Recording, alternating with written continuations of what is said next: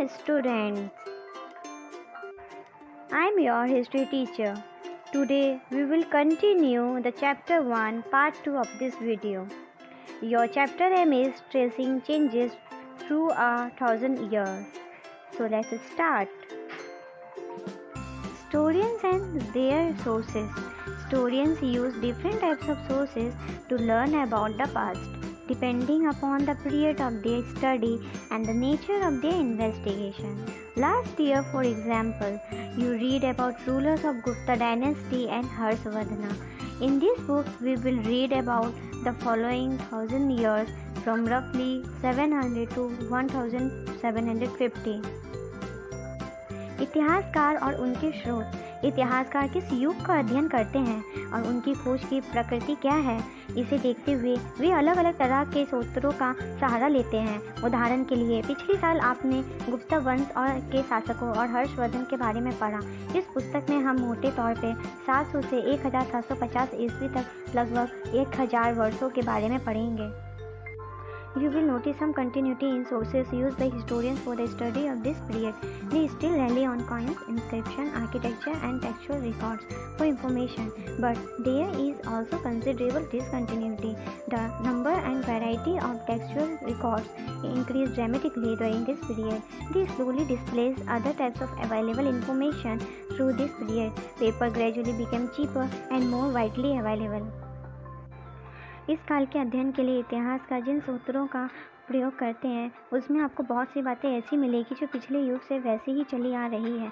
इतिहास का इस काल के बारे में सूचना इकट्ठी करने के लिए अभी भी सिक्कों, शिलालेखों, स्थापत्य ये तथा लिखित सामग्री पर निर्भर करते हैं, पर कुछ बातें पहले से काफ़ी भिन्न भी हैं. इस युग में प्रमाणिक लिखित सामग्री की संख्या और विविधता आश्चर्यजनक रूप से बढ़ गई. इसके आगे इतिहास का सूचनाओं के दूसरे प्रकार के स्रोतों का इस्तेमाल धीरे धीरे कम करने लगे.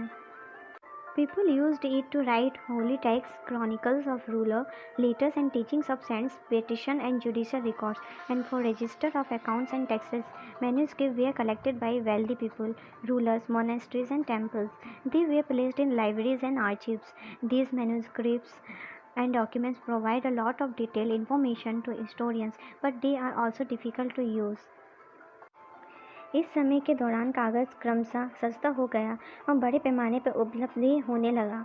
लोग धर्म ग्रंथ, शासकों के वृत्तांत, संतों के लेखन तथा उपदेश, अर्जियां, अदालतों के दस्तावेज, हिसाब तथा कारों के खाते आदि लिखने में इसका उपयोग करने लगे. धनी व्यक्ति, शासक, जन, मठ तथा मंदिर पांडुलिपियाँ एकत्र किया करते थे. इन पांडुलिपियों को पुस्तकालयों तथा अभिलेखागारों में रखा जाता था. इन पांडुलिपियाँ तथा दस्तावेजों से इतिहासकारों को बहुत सारी विस्तृत जानकारी मिलती है, मगर साथ ही इनका उपयोग कठिन है. There was no printing press in those days, so scribes copied manuscript by hand. If you have ever copied a friend's homework, you would know that this is not a simple exercise. Sometimes you cannot read your friend's handwriting and are forced to guess what is written. As a result, there are small but significant differences in your copy of your friend's book. Manuscript copy is somewhat similar. As scribes copy manuscript, they also introduce small changes, a word here, a sentence there. These small differences grow over centuries of copy until manuscripts of the उस समय छापे खाने तो थे नहीं, इसलिए लिपि या नकलन विष हाथ से ही पांडुलिपियों को प्रतिकृति बनाते थे. अगर आपके कभी किसी मित्र का गृह कार्य की नकल उतारी है तो आप जानते होंगे कि यह काम आसान नहीं. कभी कभी आपको अपने मित्र की लिखावट समझ में नहीं आती होगी और आपको मजबूर होकर अंदाज ही लगाना पड़ रहा होगा कि क्या लिखा गया है. फलस्वरूप आपके लिखे में मित्र के लिखे हुए से कुछ छोटे मोटे लेकिन महत्वपूर्ण अंतर आ जाते होंगे. पांडुलिपि की प्रतिलिपि बनाने में भी कुछ यही होता है. प्रतिलिपियां बनाते हुए लिपिक छोटे मोटे फेरबदल करते चलते थे. कहीं कोई शब्द, कहीं कोई वाक्य. सदी दर सदी प्रतिलिपियां की भी प्रतिलिपियां बनती रही और अंततः एक ही मूल ग्रंथ की भिन्न भिन्न प्रतिलिपियां एक दूसरे से बहुत ही अलग हो गई. On occasion, authors revised their chronicles at different times. The 14th century chronicle Ziauddin Barani wrote his chronicle first in 1356 and another version 2 years later. The two differ from each other, while historians did not know about the existence of first version until the 1960s.